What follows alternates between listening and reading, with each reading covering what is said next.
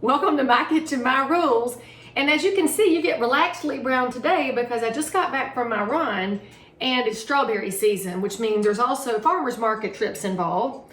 And when it is this time of year in the South, you know what? We get strawberries. And I got to tell y'all that strawberries are not my favorite fruit, but when it's strawberry season, I can be convinced to eat some fresh strawberries. Those hothouse ones you buy in the winter, I do not know why y'all buy hothouse strawberries in the winter. That's craziness. Just freeze some fresh ones. I mean, you can buy these right now and freeze them for real. So actually, I'm on a tangent. But if you buy fresh strawberries right now, if you hull them and slice them and freeze them, they will still taste better than that hothouse stuff you've been buying. So you notice what I'm doing. I got about a pound of strawberries here. I am taking off the caps, and I've already washed them, by the way. So you got to wash your strawberries first.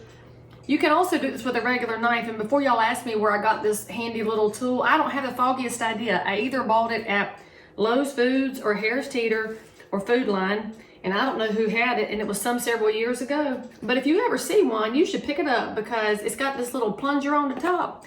Let me show you on my camera here. And you put it down around the cap and then twist and pull, and shazam, your strawberries ready to slice. So actually, if you're wanting to know what I'm making here, besides just generally fixing strawberries, I've got a pound cake in the oven. And if you want to know which pound cake it is my 9-egg pound cake, which there is a link right over here if you need the easiest pound cake ever that's not healthy at all, but who cares? That's why I run. And so I'm going to make some strawberry jam to go on top of it. And this doesn't require any pectin. So if you're the person who's very nervous about jams and jellies, friends, this is for you. This is a 3-ingredient batch, and it's a tiny batch. So this is going to make approximately a jar, which means I don't have any to give away. So if you are one of my buyers or sellers and you need me to fix you some for your closing gift, now will be a good time to tell me you're buying a house for me and I'll fix you some. But otherwise, I'm going to have a little jar to put in the fridge, put on top of this pound cake. I could even put it on a biscuit. I could put it on a piece of bread. I mean, just eat it straight out of the jar, frankly. Get yourself a spoon and eat it straight out of the jar.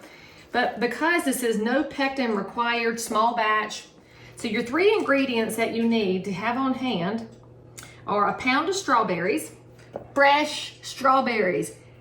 Disclaimer, if you buy some sad frozen ones or some that come from overseas, I'm not responsible for your terrible results, okay? Because I will tell you, I think that's one of my wins as a parent, that my kids now know to watch for where produce comes from, because it needs to come from a really close distance to you, y'all, because otherwise you're talking about it's getting picked really early, and then there's all the petroleum involved in getting it to you. It's a whole thing.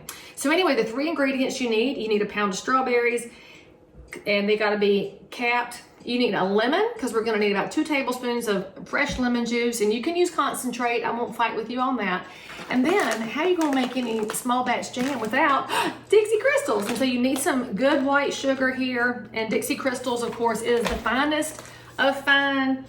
And I still owe y'all a video showing you the difference between Dixie Crystals and the sad, tired competitors that are out there, but I haven't done that yet. So somebody's going to have to make a comment and tell me if you need to see proof of why Dixie Crystals is better than the rest, because I imagine one of y'all will have some opinions for me on that.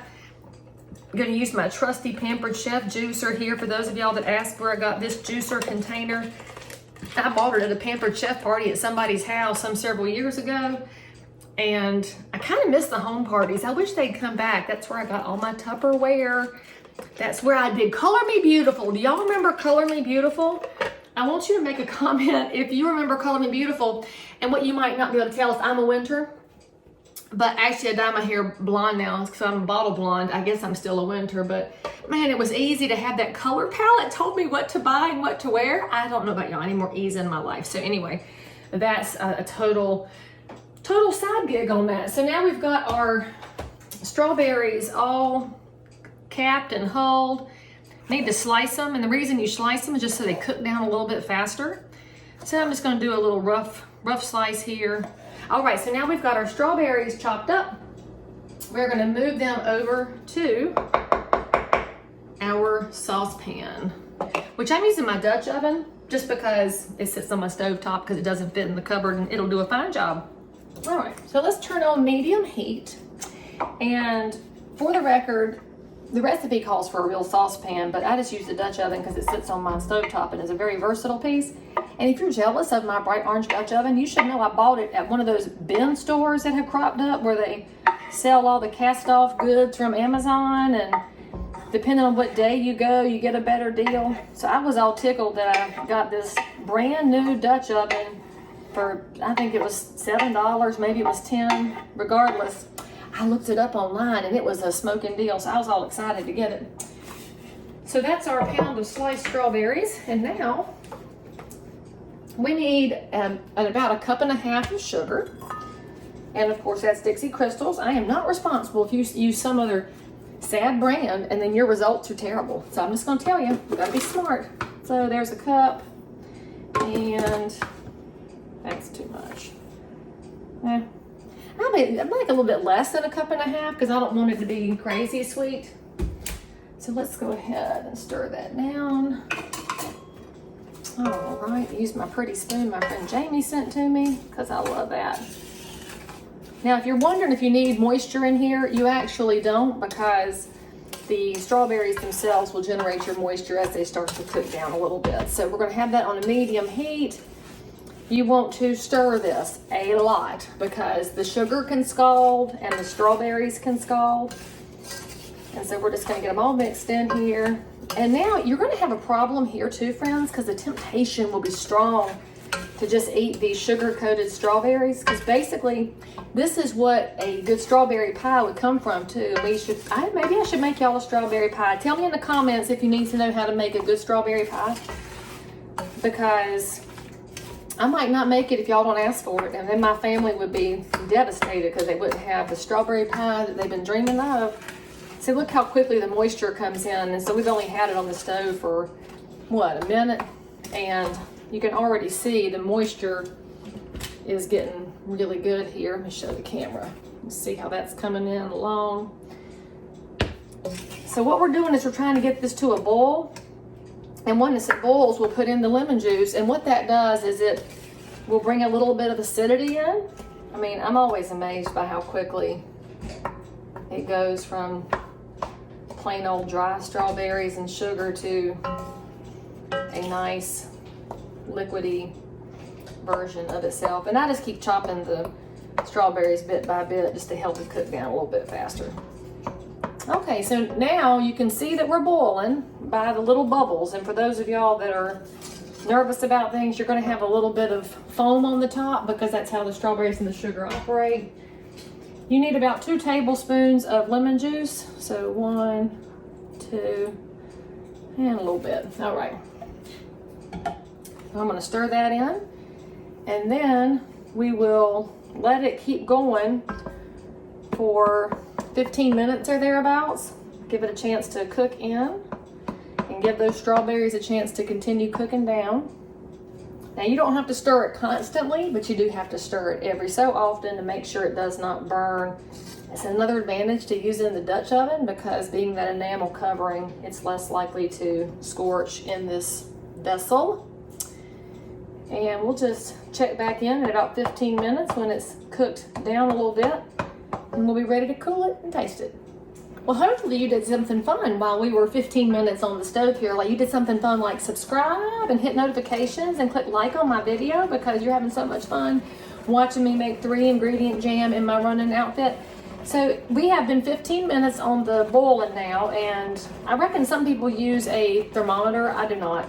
I'm just looking for texture. So what you'll see is that it has mainly turned the strawberries into mush and little tiny bits. If you like your jam to be less chunky, it's a good time to run it through a food processor, or you could just maybe get a fork and squish up the pieces because they're real soft now. And you'll also see that the liquid itself has kind of turned into a little bit of a foam from cooking. So I'm actually going to take it off the heat and let it cool. Some folks like to cool it in the jar that they're going to keep it in.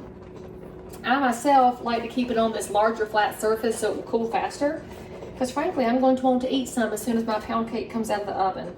So that is your small batch strawberry jam.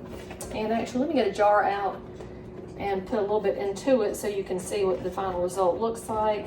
Get my little jar here. So this should be about the amount you have left, really. It doesn't make a whole heck ton, because you'd be surprised that that pound of strawberries cooks down. And obviously I'll have to wipe up my jar, but you'll come out looking something like that. Nice color, nice fresh, and oh, yum. I'm glad I cut the, don't be judging. It's my kitchen, my rules. It's already cooling pretty quickly, which is frankly amazing. So now you're ready to have a tasty summer treat, fresh from your house. You know what's in it. If you want more recipes like this that are just from my kitchen, not a fancy cooking show, feel free to subscribe. Tell me what you want me to fix. I do have a recipe coming for red eye gravy, because some of y'all don't know how to fix it. It's really easy. I just need to have some country ham ready to roll. And I will see you when you come back for more recipes. By the way, if you fix this, put a picture in the comments. I want to see what you made at your house too, because your kitchen, your rules, you might change it up just like I do.